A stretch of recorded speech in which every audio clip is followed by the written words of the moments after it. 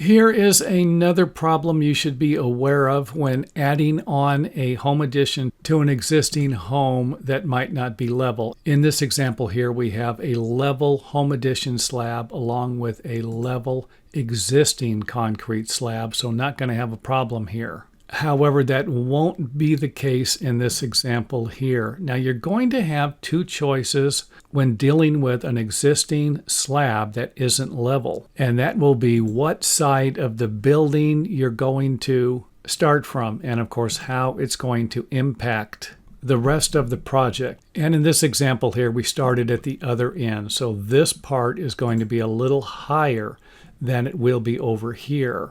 And if that happens, we're going to need to fill in this area here with some type of self-leveling compound. So we're going to have an added cost unless we just want to have a little step up in the foundation here.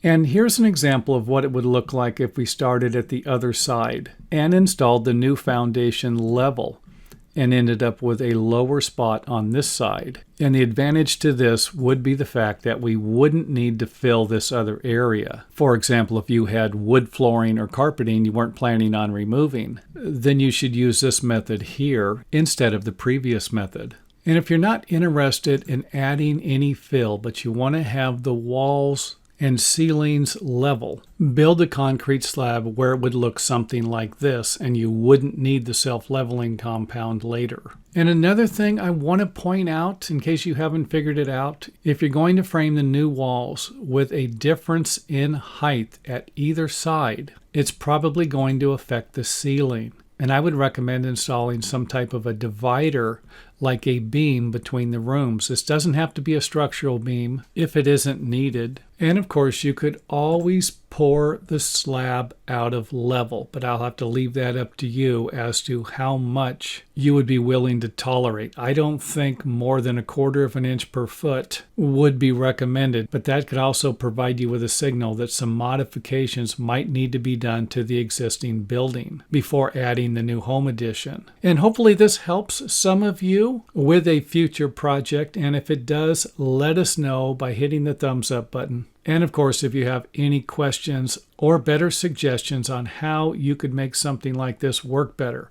feel free to leave those comments in the comment area also.